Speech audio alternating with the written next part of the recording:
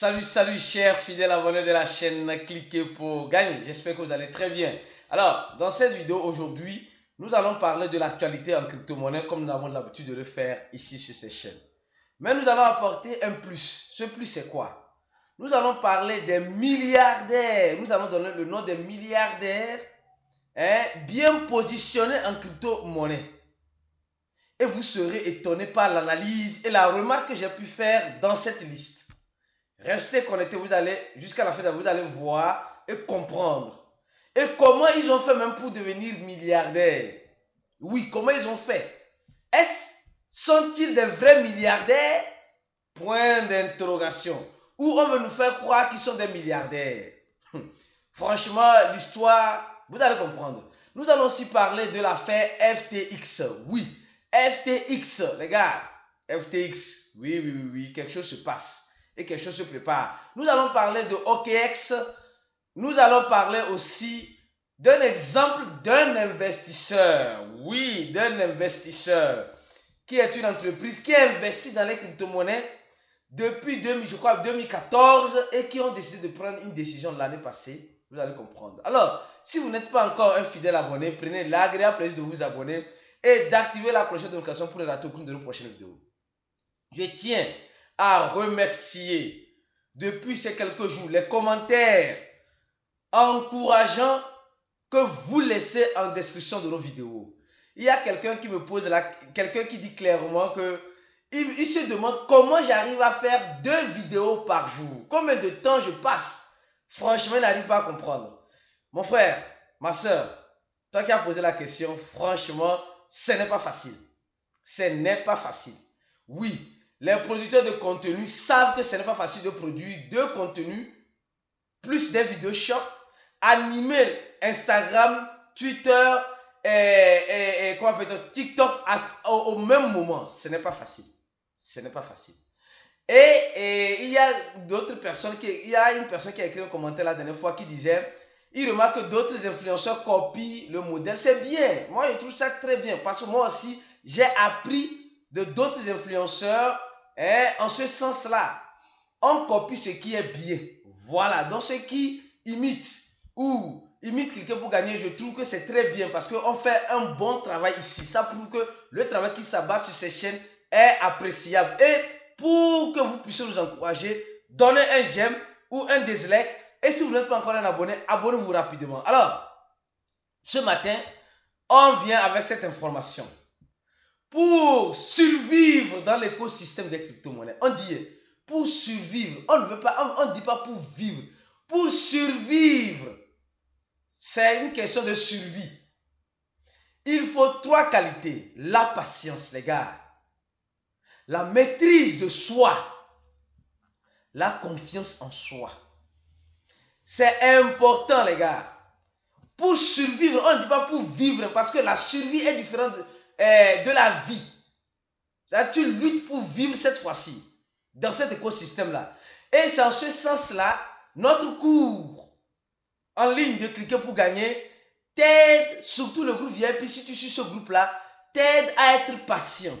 Vous allez remarquer ça. Ceux qui sont dans le groupe VIP, le groupe VIP t'aide à avoir la maîtrise de soi. La maîtrise de soi est très importante. Et aussi la confiance en soi. C'est à cause de ça, souvent, on fait des chat voice pour vous aider à comprendre que tout dépend de vous. On peut te donner toutes les informations nécessaires. Mais si tu ne sais pas te maîtriser, si tu n'as pas la confiance en soi, si tu ne sais pas corriger certains défauts, tu risques de rester toujours à la même case de départ. Alors, on va rapidement sur cette information. Les gars, cette information, celle-ci.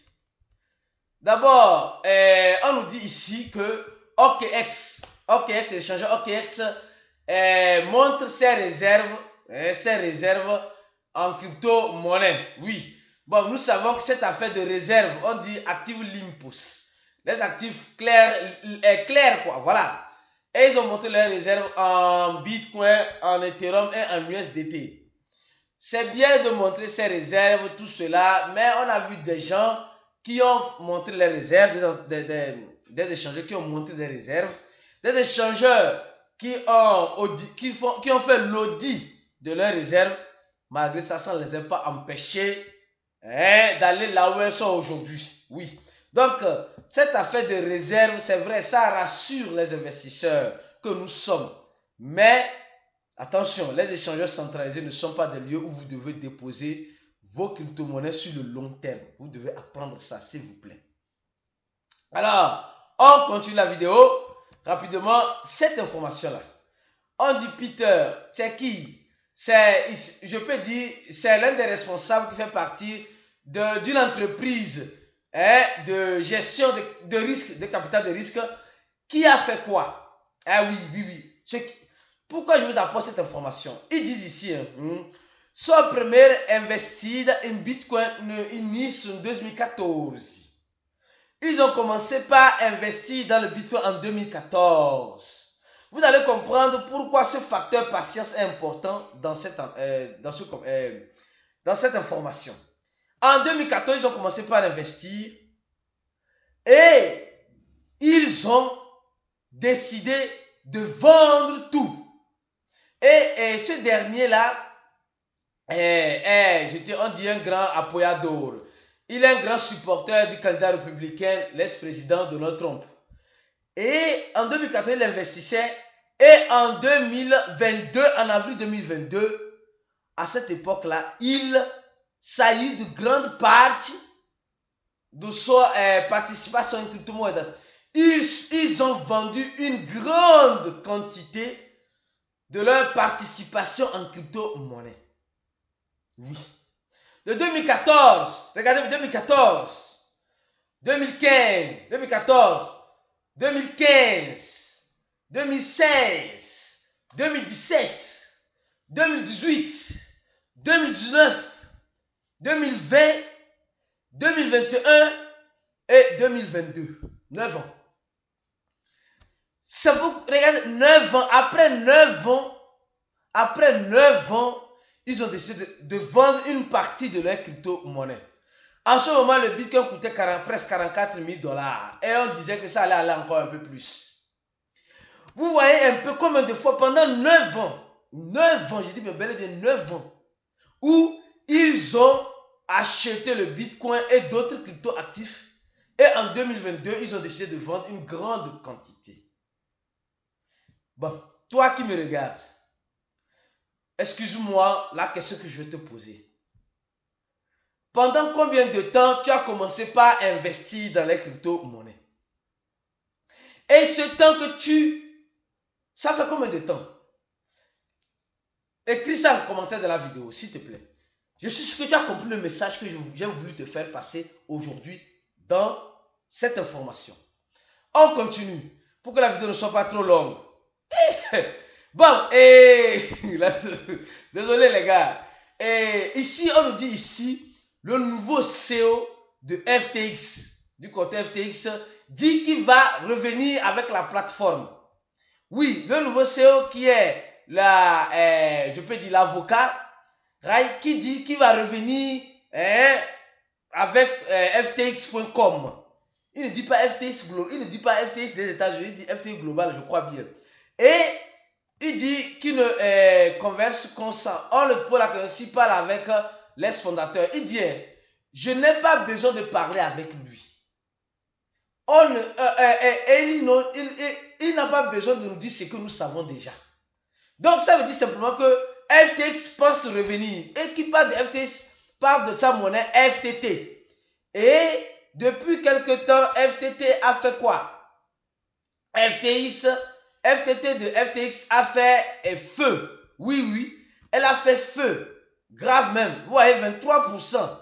Et le volume essaie d'augmenter. Les gens se disent, bon, là ça va revenir. Alors, la question que je me pose, pourquoi Binance n'a pas désisté FTT de FTX?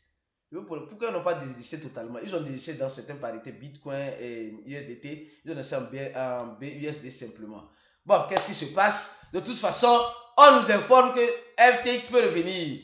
Et l'ex-fondateur nous dit qu'il est parti au congrès, qu'il a témoigné au congrès. Bon, tout cela, c'est de la pacotille. De toute façon, quand ils vont revenir là, ils vont payer tout le monde, j'espère. Bon, Et maintenant, ce qui est un peu intriguant, c'est que le fondateur de Tron, qui est aujourd'hui un diplomate, nous dit qu'il a des idées pour FTX 2.0. Oui, et avec Huobi, son échangeur où il est majoritaire actionnaire.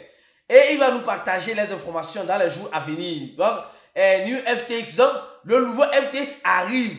Donc, quand on parle de nouveau FTX, on parle de sa monnaie FTT. Or, on ne sait pas si ça serait FTX classique qui va venir ou FTX je ne sais quoi qui va venir avec le nouveau FTX qui arrivera. En tout cas, gardez les yeux grands ouverts, nous allons vous informer. Alors, cette information ici, je crois bien rapidement, ici, on dit les milliardaires les plus riches en crypto-monnaie dans le monde de la blockchain à l'année passée. Vous allez remarquer une chose. Le premier, ils sont presque 19. Bon, moi, je vais sauter rapidement pour que vous puissiez comprendre mon analyse vis-à-vis de cette liste-là. Et la remarque qu'on doit faire, comment ils sont devenus riches? Comment ils sont devenus riches? Regardez très bien. Et ici, on nous informe que le premier, Fortune Net, ce sont 5 milliards, le fondateur de Binance. Sa source de revenus, c'est Binance. Or, nous tous, nous savons que Binance, c'est un échangeur centralisé. Aujourd'hui, l'un des premiers échangeurs centralisés des top 1, du moins aujourd'hui. Et on nous informe que c'est un Canadien. Oui, le fondateur de Binance, ceux qui ne savent pas là, ça veut dire que c'est un Canadien. Mais je sais qu'aujourd'hui, là, de toute façon, au niveau de monsieur là arrivé là, il a plusieurs nationalités parce qu'il doit être un diplomate à quelque part, ça c'est sûr. Deuxième, désolé, deuxième plus milliardaire au monde, Fortune Net, 24 milliards. Mais les gars, 24 milliards. Mais c'est quoi ça? Et on dit source de richesse, FTX. FTX dont on est en train de parler, qui est rentré en faillite. Apparemment, il y a aussi Geminis. Oui, non. Il y a une plateforme là qui est en train de rentrer comme FTX en signant son arrêt de mort temporairement, en décrétant faillite, certes, avec l'article 11, parce que c'est une compagnie américaine, c'est un prêteur de crypto-monnaie, je crois bien. Et on doit revoir sur le deuxième numéro 2 là. Soit il est vraiment encore milliardaire et il nous cache cela. Ah oui, donc on doit bien voir ça.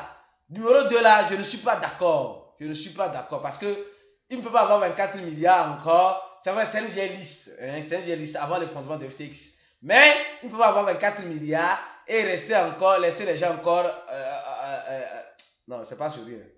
Bon, on continue. Le troisième, c'est le fondateur, le PDG de Coinbase, Brian, qui a net 6 milliards. Les gars, les trois premiers, vous avez remarqué quelque chose. On dit qu'ils sont riches parce qu'ils détiennent des échangeurs centralisés. Et un de ces échangeurs centralisés a déclaré faillite récemment dans les mois passés. Voilà, donc ça veut dire clairement que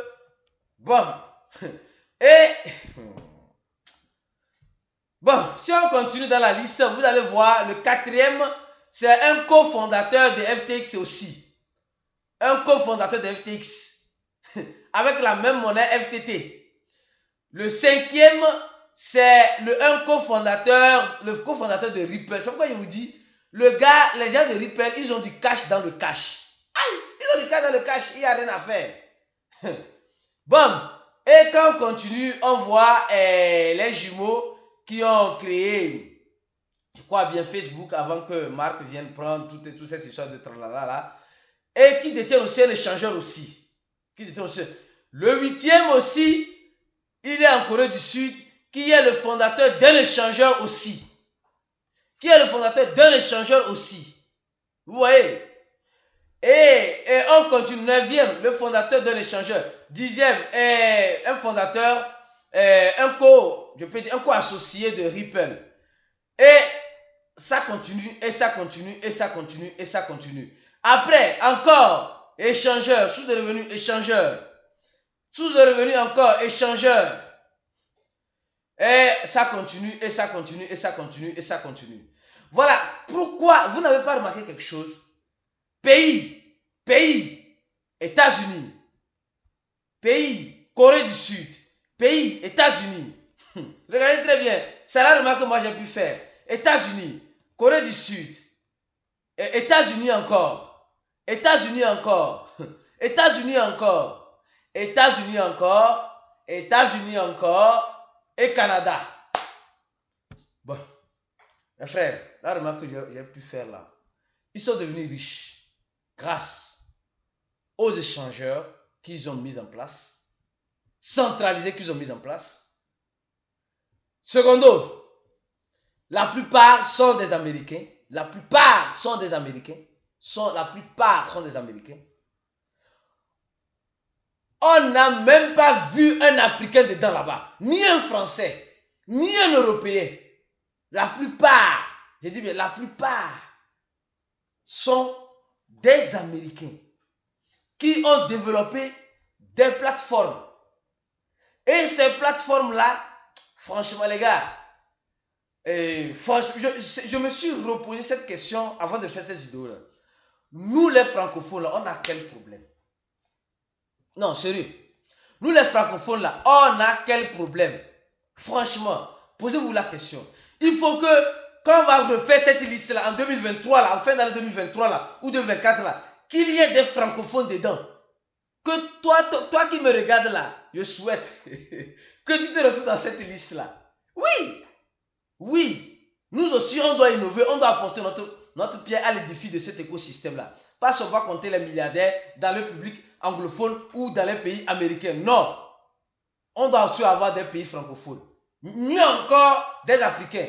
On nous avait déjà donné le nom des Africains qui étaient milliardaires. Et mettez en commentaire de la vidéo les Africains qui sont milliardaires en crypto-monnaie là. Qu'on nous avait déjà donné. Et aujourd'hui, on ne les voit même plus dans cette liste-là. Ils sont où? Revenez, mettez vos noms dans cette liste-là, s'il vous plaît. On se dit à la prochaine vidéo et ciao!